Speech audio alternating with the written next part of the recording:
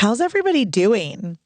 I had this amazing week because I watched this TV show that blew my mind, and it had the most hysterical scene about pregnancy and labor and your water breaking. So before we get started, I have to pass it along to you guys. It's called The White Lotus, and it's a mini series with just 6 episodes, and you can watch it on HBO. It's so uncomfortably funny. If you watch it and you love it, will you write about it on Instagram or something and tag me because it's so funny? So that's what made my week special. I hope you guys are having a great week too. And I also sat down for this interview with Ashlee Lewis. Now, Ashlee was planning on having an unmedicated birth with a doula when the pandemic hit. So we talk today about taking a U-turn and also planning an induction. And we talk all things induction. So if you have questions, this is the episode for you. All right, let's get to it.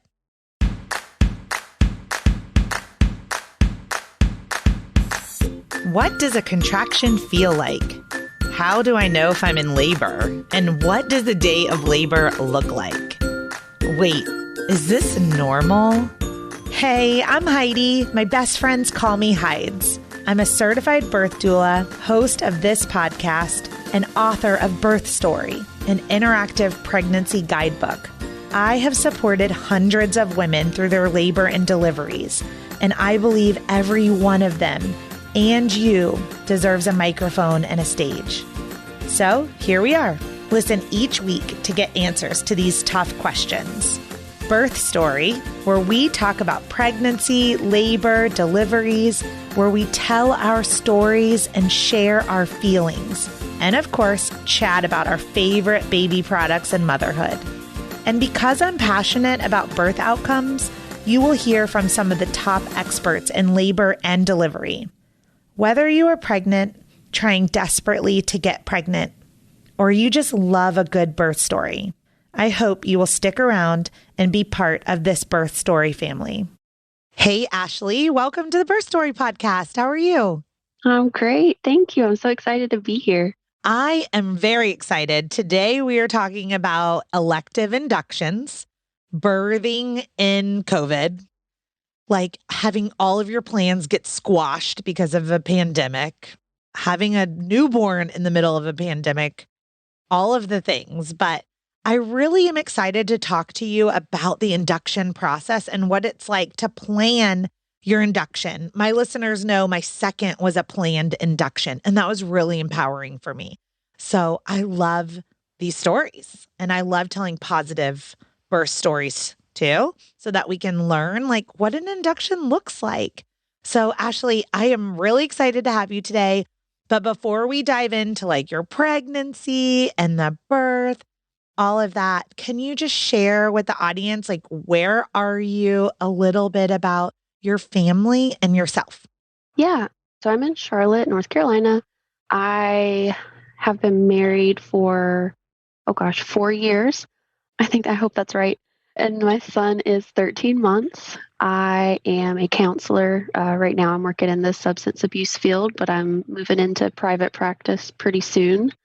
So yeah, we've been in Charlotte for about seven years or so. Where were you before that? Before that, I was in college.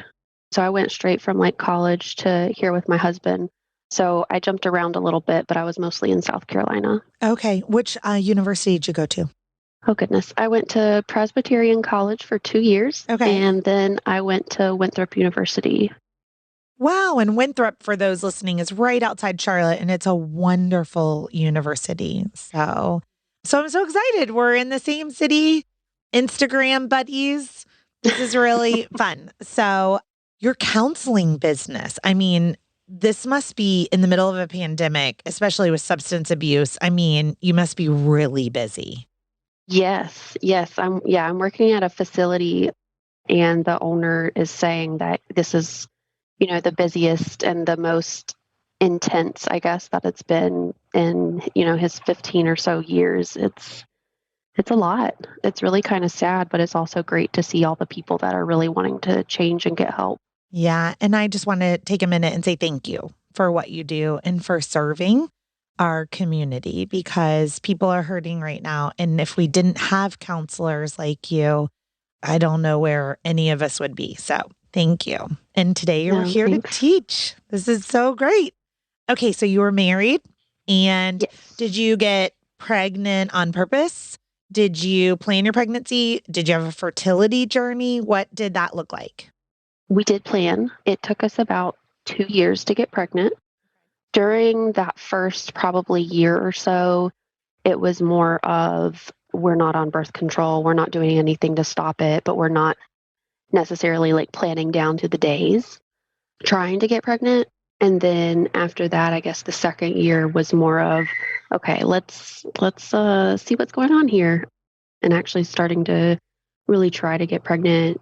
I went to the my OB and talked with them. Got I think like a ultrasound of my uterus, I guess, to check everything out. My husband, he got checked out too. Everything looked fine. And I actually had just gotten prescribed Clomid, I think, which I was really nervous about because I believe it helps you to ovulate more regularly, maybe, but you're more likely to have twins with that, or there is a chance of it. And I did not want twins at all. That just sounds terrifying to me. I have So, been a doula to lots of multiples from Clomid. So yeah, it can sometimes make you hyper ovulate. So yeah. And sorry, the reason that they were wanting to give me the Clomid, and I think why it took so long, is because I was not my cycle was not regular. But we ended up having a very spontaneous trip to DC. We saw a comedian up there, and we conceived. So that was not planned. I mean, it was planned, but not planned. Didn't know that was happening. So that was really exciting. that is really exciting. So what comedian did you go see? Jenny Slate, I I don't think know that's who her that name. is, which is probably shameful, but She's pretty hilarious. She's on I think she's on Netflix. okay. You can find her on there, but yeah, she's pretty great. Well, we're recording on a Friday night, you guys. So it looks like I've got plans with Jenny Slate and Netflix. I will take it. And I won't be making any babies tonight either afterwards. So how fun. So how did you find out you were pregnant then? Because you were getting ready to take Clomid. So what did that look like? Yeah, so I was working a third shift job at the time, and I had actually just accepted a position for a full time first shift job, which I was really excited about because third shift is just difficult. And I was at work my second to last day, I believe, and I felt really sick. I was having hot flashes and I didn't know what the heck was going on with me. A week or so earlier, I'd had a nosebleed and I never have nosebleeds. So, Ding, ding, ding, ding, ding. This yes, it is was how we so diagnose strange. pregnancy, nosebleeds and Yeah. passing out. Yeah. This was actually on Thanksgiving. Yeah, this was on Thanksgiving because so I went home, I went to bed, they let me leave, and the next morning, my husband and his family went out to do the shopping. And I was like, I'm just going to take a test. I'm sure it's not going to be anything because, at that point, 2 years down the road. But there it was. And started freaking out and didn't know what to do. And yeah, it was crazy, but it was positive. Well, congratulations. I'm like, that's a long, I mean, 2 years is kind of a long fertility journey. That's pretty Yeah. hard. But to have that spontaneous, like, surprise too, I feel like that gives a little balance, like just a little Mhm. bit of balance. Ashley, tell me about your health, your pregnancy. Like, so we just heard you had this nosebleed, you were kind of feeling weird. But what were your trimesters like first, second, third? How did you feel? The first trimester was not fun. And it's hard to say that it was terrible because to me it was. And I know that it's so much worse for a lot of other people. very nauseous all the time, just felt terrible. But thankfully, going into the second trimester, it got a lot better. The second trimester was pretty good. And then into the third, it was a lot of not sleeping and pains. And I think this kid is going to be a soccer star because he would just kick and tumble and all the stuff in my stomach. And nobody believed me that, oh, it can't hurt that bad. It did. Yes. I had It one did. that was 23 inches long and 10 and a Oh, half pounds. And he was like in my, literally like under my rib. Like I kept saying like, is it broken? Like, did he break the oh, rib? Because these kicks are like legit. And then when they come out and you're changing their diaper and you see them kind of kicking and you're like, yeah. see, that was happening inside you, Ashlee. That's what I was saying to everybody. And they're like, okay, I guess I understand now. It's not comfortable. It's not. So, for anyone listening that's newly pregnant, maybe in their first trimester, did you have any strategies or tips? Like, what made you feel better in that first trimester when you were feeling pretty terrible and nauseous? How did you help yourself? I made sure I was constantly eating. Like, no joke, I was always eating something. I tried mints and they helped decently to settle my stomach. And my sister in law told me that something that helped her, which also helped me, was to keep like goldfish or crackers or something like that beside the bed. So when you wake up first thing in the morning before you even get out of the bed, go ahead and eat a couple. And it helps just to have something on your stomach to settle it. So that worked pretty well for me too. I had really, really bad food aversions. So my husband was pretty fantastic in, if there was something that I could eat and something that I was like had in mind that I knew I could stomach, he would go get it or he would fix it or whatever that was. So really just eating what I could and making sure that I would keep eating. I love it. So, my doula partner, Colin, with Doula Differently, I always say she's just like an adult child because she actually sleeps with goldfish like on the side of her bed, not pregnant, like I all love the it. time. But she gives that little tip and tidbit to our clients. So that was perfectly aligned. I'm like, oh, as a Yeah. doula, like this is the goldfish trick. Like this is something we talk about. So thank you for that. I think that's really helpful to hear from other moms, things that helped you, and certainly keeping food on your stomach and high protein meals too can be, really helpful. So you get into this third trimester and you're not sleeping and, you've got a soccer star in there. And so tell me, like, usually the question I ask is, how do you know that you were in labor? But I know that the topic of this episode was a planned, scheduled, elective induction. So tell me how far along you were at the end of this pregnancy when you raised your hand and were like, I would like to be induced. What did that conversation look like with your healthcare provider? I think I was probably around 36 weeks. And prior to that, I had been very against induction. That was very scary to me.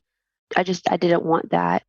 But I decided, actually, very selfish reasons, I wanted to be induced. I was finishing up my master's program. It was the middle of summer. It was hot. And I was just tired of being pregnant. And I really wanted to time it just right so I could get back in to my program when the semester was starting. And so I just kind of asked them what it would look like. And they said, they'll support that if that's what I wanted to do, but it couldn't be any sooner than 39 weeks. And I really thought I was going to go before then. I thought that I was going to go into labor. I was having Braxton Hicks like every single day. It was waking me up in the middle of the night sometimes. It was so painful. And I mean, what do I know? Because hadn't been pregnant before also. So who knows? But it was every single day I was having Braxton Hicks. So I really thought I would go before that, but I did not. Well, here's what you weren't going to go to 42 weeks. That's what I can tell you. When you start having a lot of physiological changes and symptoms in your body's warning you. It's telling you a story. It's sharing with you. It's also Mm. effacing your cervix every time you have a Braxton Hicks Yeah. contraction. It's pushing the head lower, engaging the pelvis. I always tell my moms, like, don't get upset with your Braxton Hicks. Don't be mad at them. Like, they're doing work. When you go into active labor, it's going to be shorter if you had a lot of like pre-labor up front because it's going to thin your cervix and open your cervix a little bit and kind of get your cervix kind of ripe is a word that they use, like soft Yeah. and ripe. So it's ready for that active labor. And then, I know you had mentioned that you had done this induction in the 39th week, which we're going to get into in a minute, but it kind of tells me that your body was ready. Like you were about to go into labor all on your own anyway. So let's back it up just a little bit. So about 36 weeks, you're starting to have that conversation, but it's 13 months ago because you just said you had a 13-month-old, which is like basically the start of the pandemic. Yes. And, tell me, so the hospitals were panicking around here, right? Like everyone's like, we don't know if you can have anyone birth with you. Can your husband or your partner come with you? Can your doula come with you? All these things. So did you have a plan? Like, did you have like 4 visitors you wanted plus a doula? Like, what did that look like versus what happened?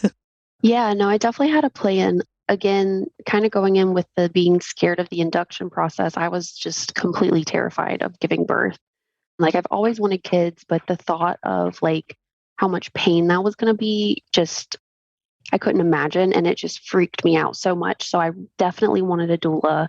Pretty much as soon as we found out I was pregnant, like we started contacting people because I just knew that was really, really important to me. So, like, I wanted my husband, obviously, a doula, and then my mom wanted to be present. So, I was going to have her in there with me as well. But then COVID. Yeah. So this is early on in COVID. And from my recollection, partners couldn't even come to the appointments. Was that the case for you? We had our anatomy scan in February 2020. And then, what, like 3, 4 weeks later, maybe everything shut down. So everything after the anatomy scan, I had to go by myself for, or I didn't even go. There were several appointments that were just canceled in general. So yeah. I mean, heartbreaking. I can't even, I walked this journey with all of my doula clients. I just can't imagine being in your shoes. Like, at least now, maybe there's like some vaccines, people are choosing them, not choosing them, there's masks. Like, at least right now in our city, partners are allowed to come to your appointment with you. Yeah. Hooray. They're allowed to be at the birth with you. Yay. The one place they're not allowed to be with you still is in triage. You still have to be alone for like 3 hours, which story for another day. But I think it's quite barbaric to make a mom come in labor and be there for 2 hours all alone, all alone for hours in triage. But at least it's better than what it was when you were giving Yeah. birth and it was just like nobody. So did you hire a doula? I did. I did hire. We went through the process. We were supposed to do like a class with her, and it ended up being on Zoom, which is just not the same. But yeah, so we went through the whole process right down to the wire, hoping and praying that something was going to change, that she would be allowed in, but it wasn't. So we had the option of either continuing and having her support virtually or just doing it on our own. And we chose to just do it on our own. I just didn't feel like the virtual option was going to be all that helpful. And it's pricey, right? Like Yeah. it's an investment, which one I was more than happy to go with, but just not if it was going to be virtual. So Yeah, it was really devastating for a lot of my clients. So, here for my clients, you guys, this pandemic shut my business down from March until July for virtual. Well, I'm a smart businesswoman. We have contracts. You cannot get out of them. So, everyone had paid me. And I'm like, I have a mortgage. I'm a single mom. I have a mortgage to pay. yeah. Like, so my clients didn't have the option, Ashlee. So, your doula is really kind of kind and generous that she gave you the option. my contracts didn't allow for that. So we had to get really creative. So I did I will tell you, I did 1,000 extra things that I don't Yeah. normally do, like hypnotherapy sessions, where I did hypnobirthing scripts and read them, lots of Zoom check-ins.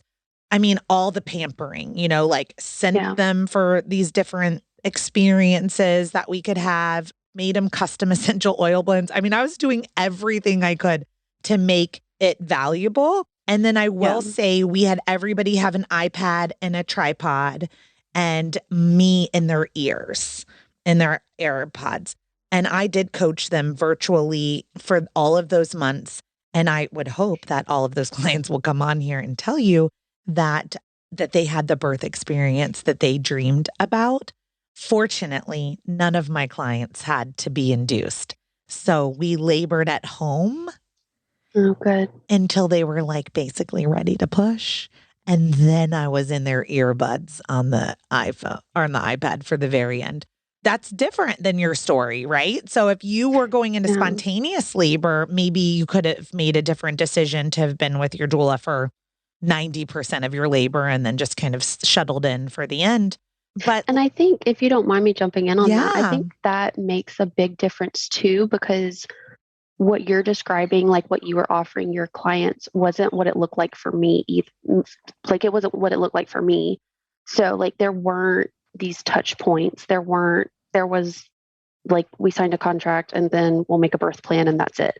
And that just didn't create that type of bond that I felt like I would be able to get anything out of someone not being there in person. Yeah. And honestly, even if it had been in person, it probably wouldn't have been as good as if it was with someone that I was able to create some type of bond with. Yeah, I totally agree. And I think that that's part of the best part of my job as a doula that I love is that I literally I feel like their grandmother or their mom, I'm kissing them on the forehead and telling them how much I love them. And really we've only spent 20 hours of our life together during their birth or, their prenatal sessions and stuff. But that bond it's unbreakable. I mean, but you have to build it in advance. And so I totally understand that.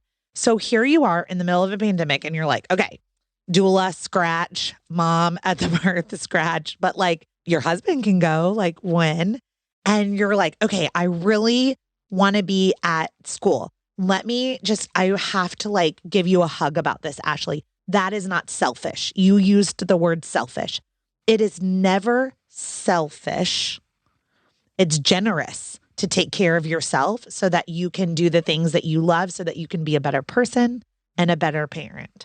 So I hope if you ever retell this story again, that you don't look at that as selfish, that you look at that as empowering, that you are in charge of your body, that you get to make empowering choices with your medical provider that makes sense so that you can be the best version of yourself. So I actually really respect that. And as everyone knows, I also chose my own elective induction, and that worked for my family. And I do not see it as selfish. So I want to lift you up there, girl, that that was an empowering, generous decision for your family. I think that's really, really good. So you make this plan. You're like, okay, let's come in 39 and 5. Yeah. And so we went in on a Thursday. Okay. And that Monday, the previous Monday, I had my appointment at the OB and I had my membranes stripped. Is that the word? Yeah. Because I still, even at that point, I really did not want to be induced. I really wanted to have that spontaneous labor because, I mean, that's quote unquote the way it's supposed to be in my mind. That's just what I've been taught. And, I ended up losing my mucus plug. I had contractions and I'm like, okay, it's going to happen. Nope. Still didn't happen. So Thursday morning, we get going to the hospital. But you know what? Your body was doing a lot of work. Yes. So to do a membrane sweep, you have to be 1 centimeter dilated and pretty soft, pretty effaced.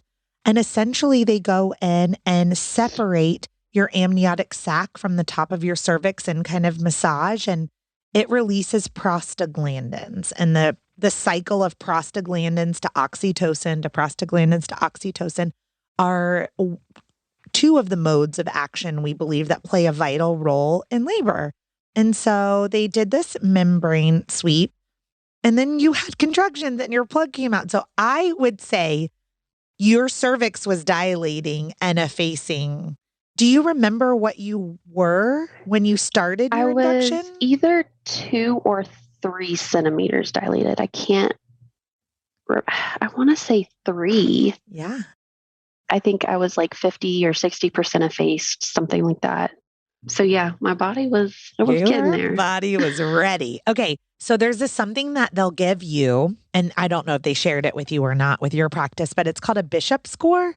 And it essentially looks at how likely you are when you get induced to have a vaginal birth, right? It means like, is your body ready for this induction, or is your body maybe not ready for this induction? And it also helps guide whether they're going to do side attack or cervidil or a balloon or Pitocin or, many different modes to an induction. And your Bishop score was very high.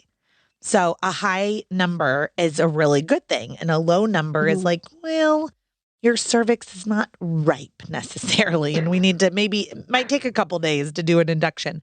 But if you're starting an induction at 3 centimeters, 60% effaced, like you're ready to go. So yeah, they had originally planned for me to come in Wednesday night to do one of those things, the balloon or I don't know, one of those things. But since I was so far along already, I didn't have to go in until Thursday morning, and they just started straight away with Pitocin. Beautiful. I love morning inductions after a good night's sleep and a meal. Oh yeah, we went and ate breakfast beforehand. Yeah, I was like, we're having our last meal together and it's going to be breakfast. I love breakfast. So where'd you go?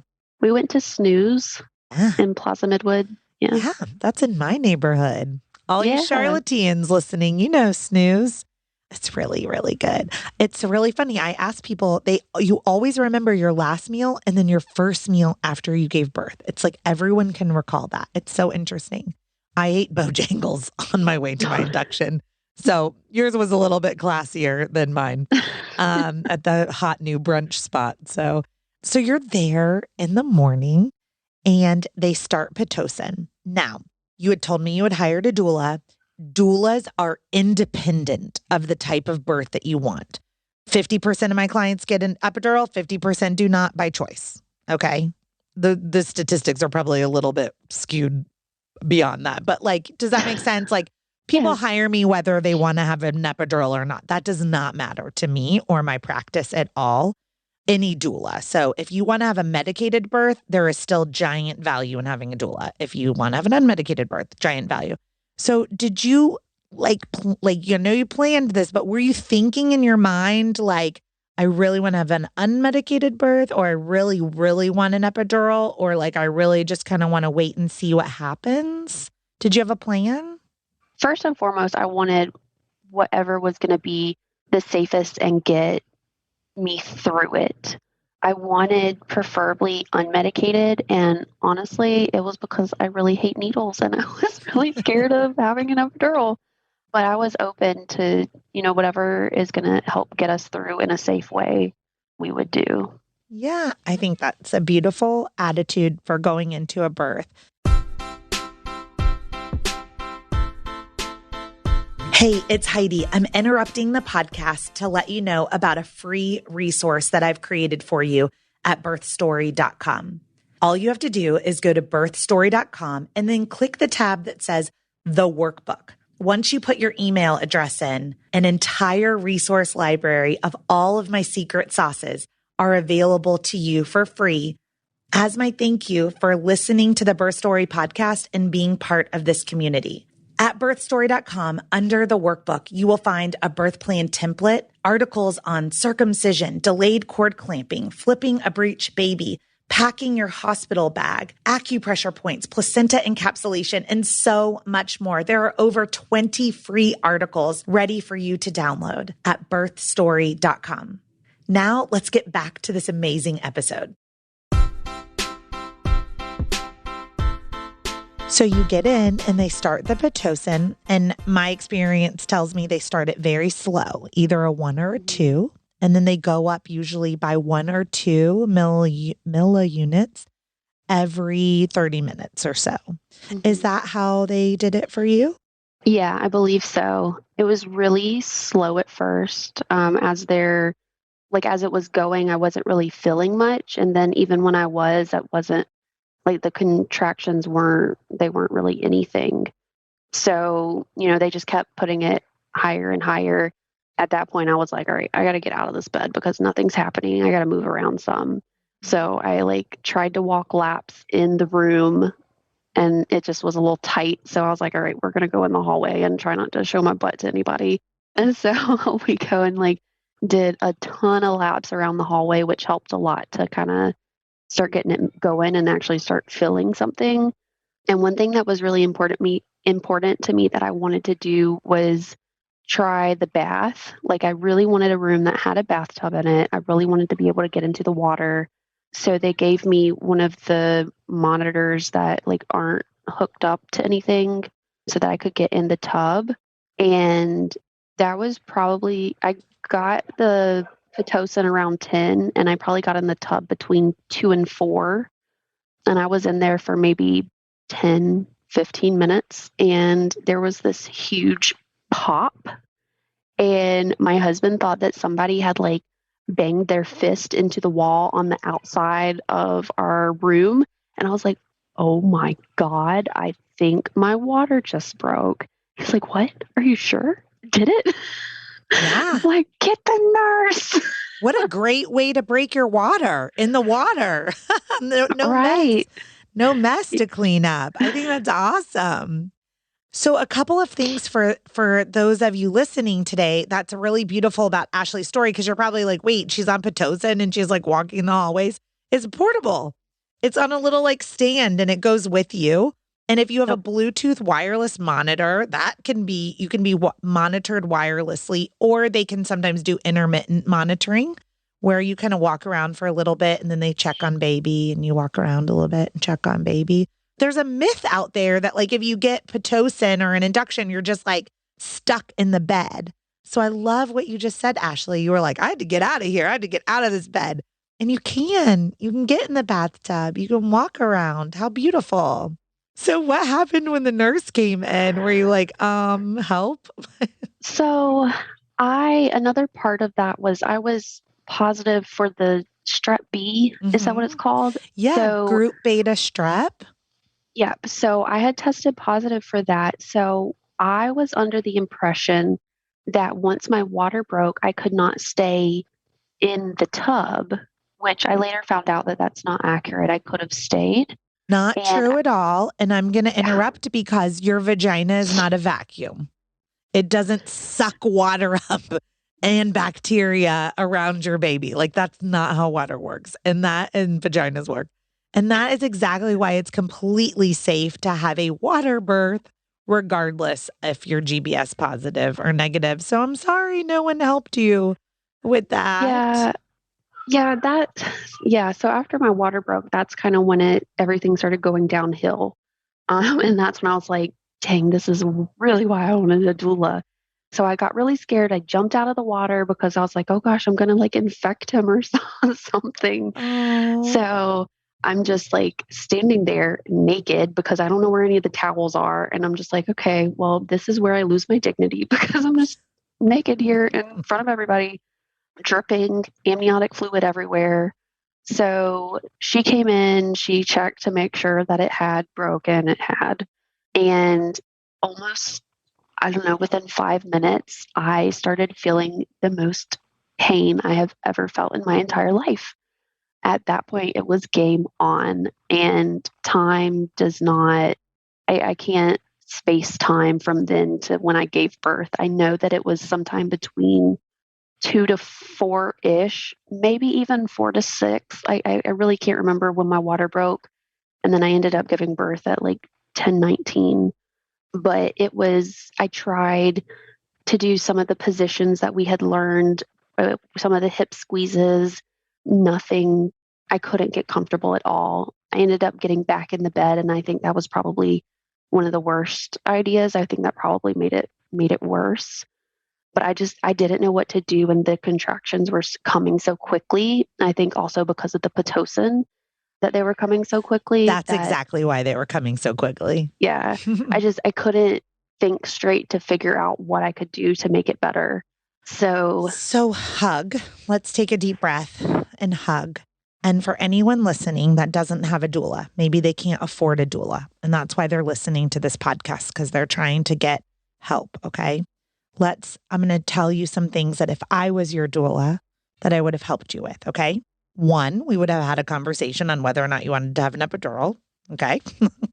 Two, if that wasn't on the table, we would have moved your body and opened your pelvis in ways to make you feel good. So it is true. No laboring woman ever unmedicated laid down in a bed and said, this feels great. Okay. It only feels good to lay down in the water or to move.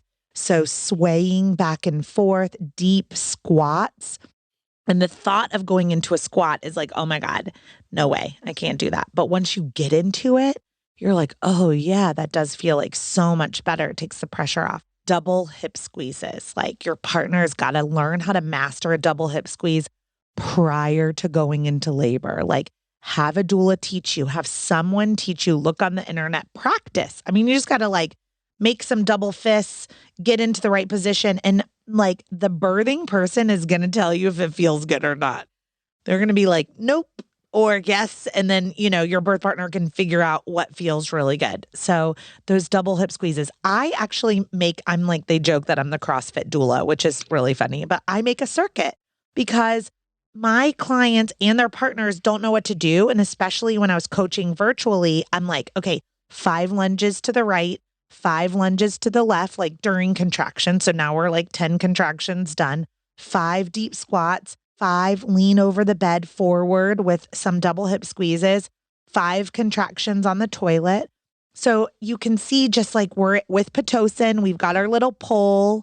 We're confined to a space, but we're not confined to like a bed, right? yeah. Or like, so we can move around. So if I was your doula, you guys, I would have created a circuit and helped you move your body. So what do you do in advance to prepare? Really research labor positions. Have your partner write them down because like Ashlee's talking about, you can't think about anything. You can't write yourself a birth circuit when you're having a contraction every 2 minutes. Like, that's not a thing. Like, all you can do is like breathe and get to the next one? So this is why it's really important to like take a birth course or prepare in advance or have a doula or anything like that. But girl, I had all the things. I'm a doula. I had a doula. I had a husband who was trained in Bradley method. And I still was like, every 2 minutes, I was like, help. like people would ask, like, do you need? And I'm like, I don't even know what question you're asking me. Like, did words come out of your mouth?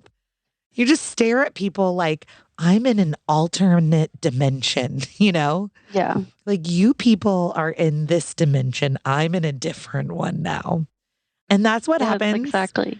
So that's what you're describing. Your water breaks and you are now in active labor. Mm-hmm. So what did you do besides lay in the bed? Yeah. So I ended up in the bed. I tried listening to music. I remember very specifically that I guess I wasn't breathing or I wasn't breathing well. And I remember the nurse getting like up in my face and saying, Ashlee, you have to breathe. Your baby needs air and like freaked me out. Going back, like I appreciate it. Yeah, I needed to breathe, but that was a little intense for me. A little much. Yeah, so I guess I was not breathing very well. So I started focusing on the breathing. I looked at my husband and I was like, I really think I need an epidural because I don't think I can do this. So we got the nurse and I said, I think I need an epidural. And she said, well, why don't we try a pain medication first and see if that helps? And I really didn't want an epidural. So I was like, okay, whatever, like just make it better. And so we did that. She gave me whatever it was. I don't remember now. and it literally did nothing but made me feel like my head was floating for like 2 minutes and then extreme pain. So that Mm. was kind of a disappointment because it like took time for them to do that. And then it took more time for them to come back and then put in the order for the epidural and all of that. So I guess somewhere in there was a shift change and the nurses switched out. So as the person's coming in to do the epidural, I get a new nurse and she was amazing. She sat there and held my hand and like talked me through it and told me like I'm doing good and just like I can't say enough good words about her. She was amazing. So Oh, her and my husband just like coached me through getting the epidural. And I feel like it only worked on half of my body at first. So they like moved me around a little bit to get it to both. And then I felt so much peace and yay. I could breathe and I didn't feel like I was dying because I really thought I was going to die. So that was really, really nice. And then I guess I got it just in time because it couldn't have been much longer after that. They checked me and they're like, "Oh, you're 10 centimeters. You're good to go." So, Of course you are, because the words that you said were, I don't think I can do this anymore. And this is like the worst pain in my life. You know, those are things that we say in transition, which is when your cervix is stretching from 7 to 10 centimeters yeah. dilated. So this is just for you, if you ever have another baby, or for anyone listening who really did want an unmedicated birth. I always recommend that you get a vaginal exam right before you make that major medical decision. Because sometimes if you heard like, hey, you're 9, Ashlee, like some people will go, oh, okay, I'll just keep going then. You know, it gives you that confidence to go, oh, no wonder I don't have to do this for 12 more hours. I have to do this for like Mhm. 45 more minutes. And then, Yeah. you know, so that's something I always encourage is like just maybe if you feel like you have 1 or 2% left in the tank, like get a vaginal exam and just see if you're not like right on the edge of giving birth. And if you're like, 4, like definitely get your epidural for Oh sure. God. You're gonna have a great experience. Or if you know for sure you want an epidural, if you want the epidural, like get the epidural. But if you were like Ashlee and you were like maybe really didn't want it, you can always take pause, right? And do that. So let's talk about, I love when people have really good epidurals though. They can be game changers, right? Like, and you just said, like, you could take a deep breath. So, how did you overcome that fear of needles so that you could get your epidural and like get to this place of what you said was peace? When I say I thought I was going to die, I literally thought I was going to die. Like, I knew that labor was going to be painful, but I had no, and I'm so sorry. I hope I don't It's scare anybody, okay. but like, I had no idea how painful it was going to be. So when it was between the pain and having a needle in my back for a second, I was like, no, give it to me. I have to have it. Yeah, I no. remember that on my first. So, my second was unmedicated, but my first, I had an epidural. And I remember like thinking, I was so scared of the epidural. And in the moment, I wasn't scared of anything. I was just like, make it go away. I have to go to Yes. sleep. I was like, I just need to take a nap and go to sleep. I totally get it. No, and we're not scaring anyone, right? Okay. We don't have a better word to describe it other than pain, right? So the reality is that pain is something that is when something's wrong with our body. It feels like something's wrong. Contractions are like very intense but they end. Pain, if something's wrong with you, doesn't end, right? Like you have a sharp pain and then it just continues until you get surgery or take antibiotics or fix whatever is wrong. Contractions are a little bit different. It's like you feel this thing, this intense sensation. Ashlee says pain. I'm going to say like intense sensation. And then it like is so weird. It goes away and you feel nothing at all. But then you're anticipating, you're like then you feel the next one coming and you're like, oh no, the night's Yeah. coming again. I remember And with thinking, the Pitocin, no. it's like, for me at least, because I know you said like you have this intense pain and then it goes away and you're waiting for it to come back. Like it felt like it never went away. it maybe got a little more intense, but it was always there because they were coming so quickly. Yes. Okay. Learning for another day, but your Pitocin was too high. So I would call that hypercontracting. So we want your contractions to be like 2 to 3 minutes apart to have like adequate cervical change, but like we want you to have a break in between. So if Ashlee, I'm going to give you another hug. If I was your doula, I would have made them turn down the Pitocin or off because once your Yeah. water breaks, you're laboring on your own. Did you know that? A lot of people don't know that. Like you're laboring on your own when your water breaks. So, Yeah, no, I didn't know that. so a lot of times we can turn it down and then turn it off. I mean, I feel like there's so much learning in your story, Ashlee. So, I mean, it's beautiful. It's amazing. You got relief, you felt peace, but I want other people to know like 1,000 ways to the same endpoint, right? Like Yeah. you can get there and there's no right path, there's no wrong path. My whole job as a doula is to make sure people know there's paths, like you can go this Yeah. way, you can go that way, you can go anywhere in between. I do understand too why they tried to give you IV pain medicine. So sometimes, especially at shift change, it could take a while before anesthesia could get to you. Mm. And if your nurse was really like, she was holding you and all that kind of thing too, like they may have just been understanding that like we're in the middle of shift change, help is coming, but here's something we could do to like help a little bit until we got to that point. So that's where I see IV pain medicine. It's called like Stadol or Demerol. Like there's just depend on the hospital what Yeah. they It what they was one of use. those. Yeah, and IV opioids basically, and they like you said make your head feel fuzzy. For some people they're really effective. For some people it does help significantly with their pain, and for others it doesn't. But I was listening to your story and I was thinking, yeah, I know why they did that because they're at shift change and they want to help her out before the anesthesiologist can get there, Yeah. and put everything in. So, well, so you have this wonderful epidural and you feel at peace and you feel like you can breathe, which means you're in control again. Mm. If you could do it again, would you plan for the epidural next time? So I definitely want more kids. So we'll say yes. So when I do it again, if I'm lucky, to be able to, I don't know. I think in a perfect world, I would absolutely have a doula with me.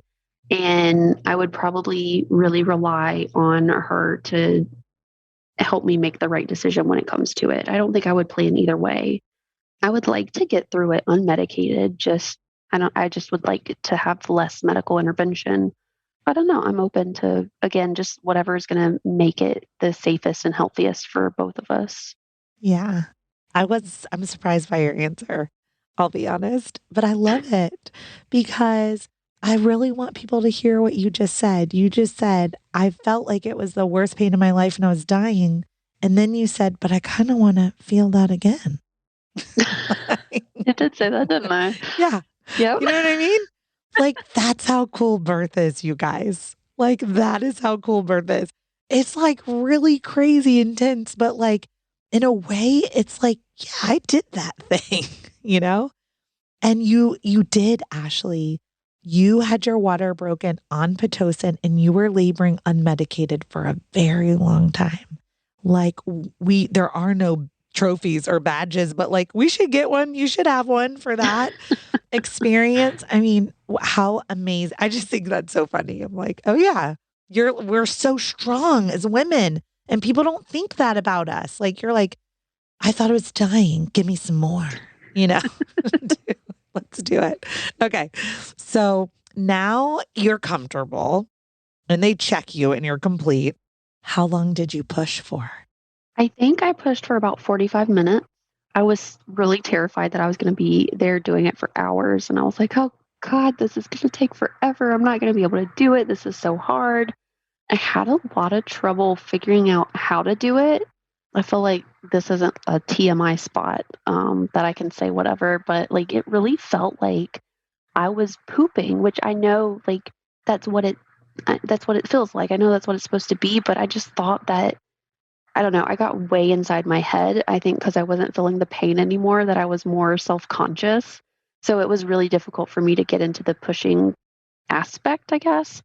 But I also recognize that 45 minutes is not a very long time to push. So I guess I did something. I don't know. Or he was way down there. But yeah, he it was about 45 minutes. It was just me, my husband, like one nurse, and the doctor. And the doctor kind of came and went a couple times. And he was here. Yeah, it's so funny. The doctors don't really hang out until you're Yeah. like half the head's out.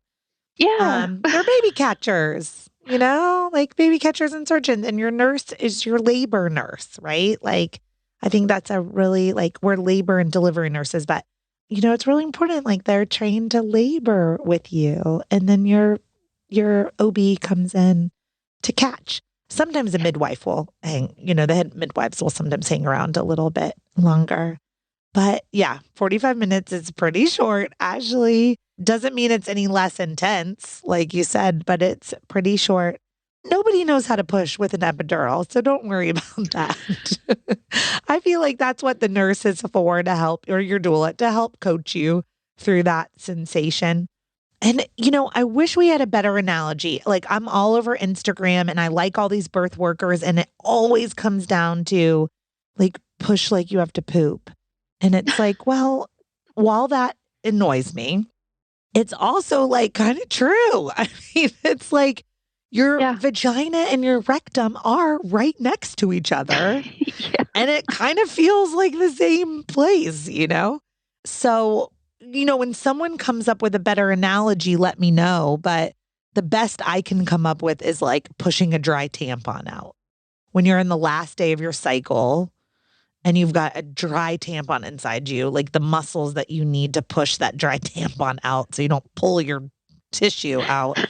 That's the only thing I can come up with. I'm like, what else is there to teach you how to isolate those muscles? Unless you did a bunch of those Benoit balls and, I don't know all the things, but somebody DM me if you've got some really good idea for how to talk about pushing, because I hear you, Ashlee. I mean, it kind of feels like that's what you're doing.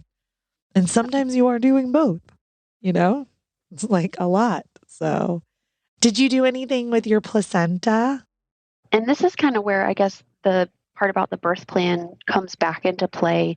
I did keep it. I had someone encapsulate it for me, but I had also wanted to do I'd wanted to do a delayed cord clamping.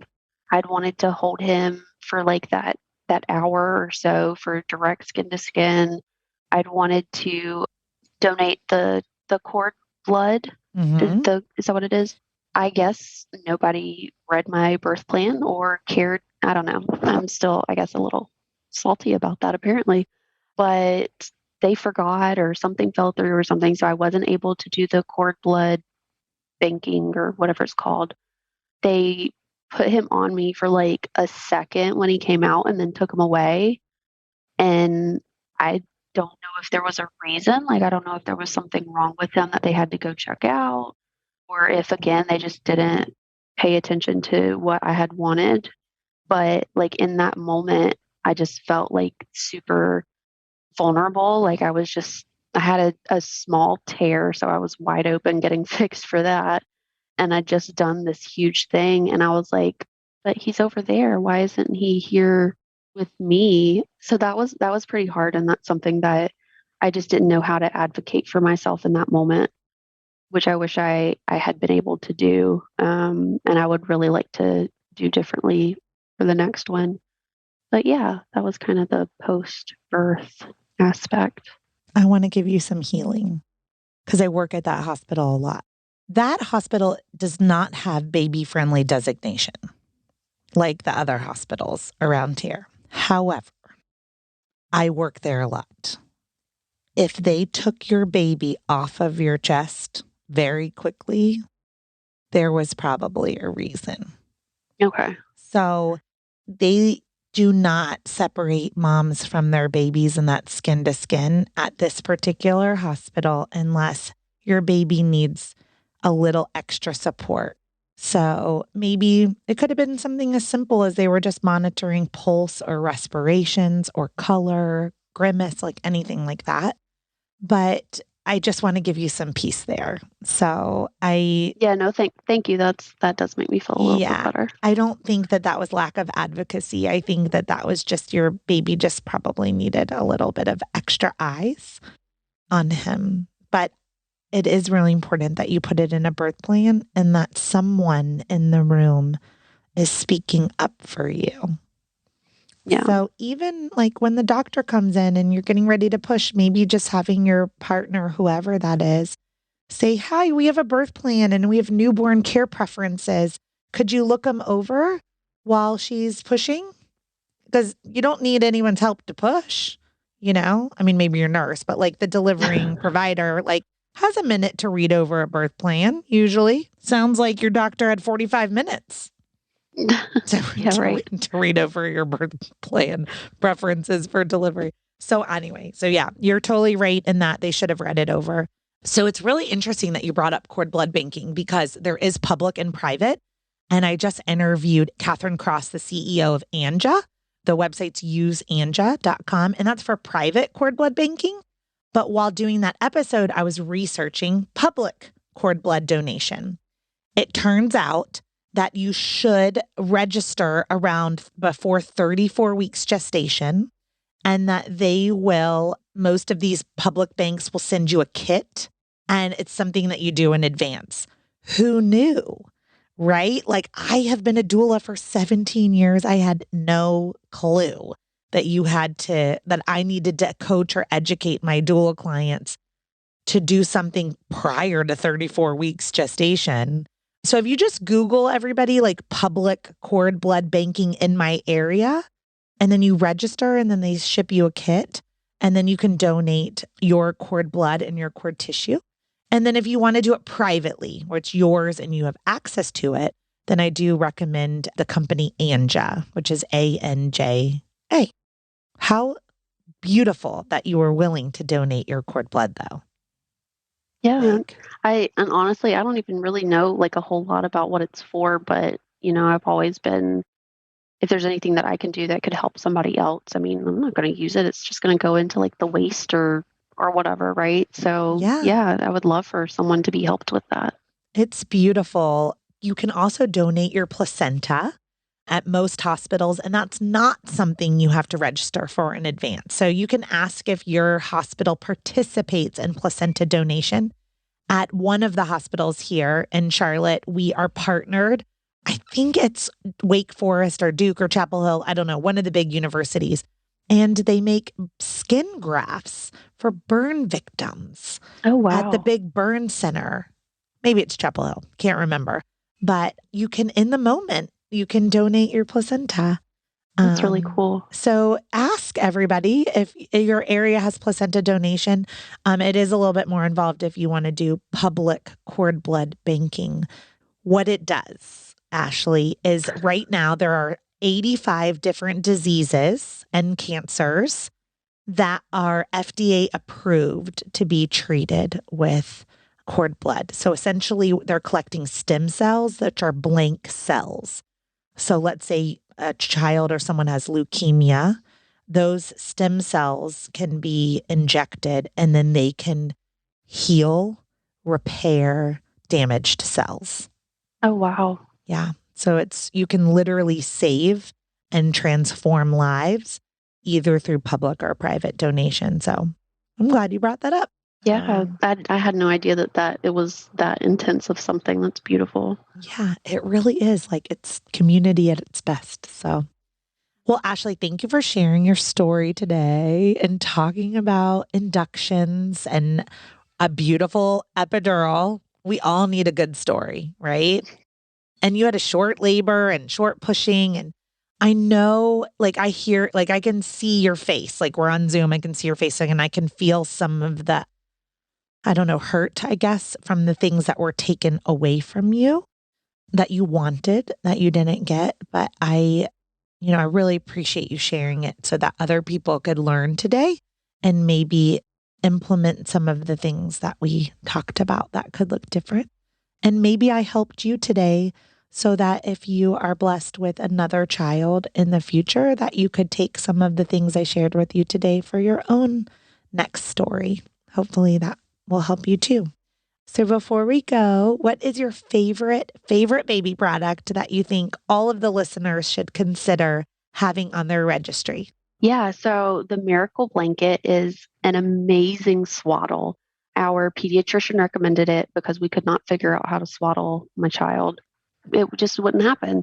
So the Miracle Blanket is kind of complicated when you look at it at first because it has some different like wraps and stuff. But once you figure out how to use it, it is amazing. And he slept like an angel. And it was just fantastic. Now he's 13 months old. Is he still in it? Oh, no. No. Okay. No. The Cristiano Ronaldo soccer player has kicked out of a Right. swaddle a long time ago. I don't know. Just Oh, yeah. wondering. I can't, I literally, my baby is now 6 years old. And so I'm thinking, when did I stop swaddling him? I don't know. I guess it was prior to 13 months, but it gets a little fuzzy afterwards. Yeah, I think we did it for a little too long. We didn't realize we needed to stop way before we did. So, but yeah. Maybe when they can roll over, I guess they probably shouldn't be swaddled anymore. Well, thank you so much. I'm going to link to the Miracle Blanket in the show notes.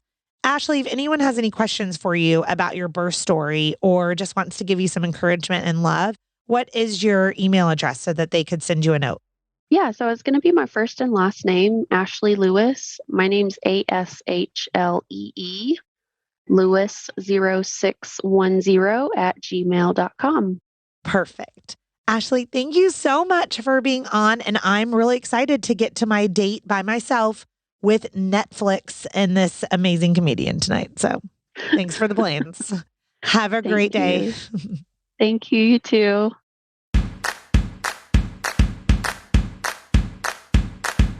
Thank you for listening to Birth Story.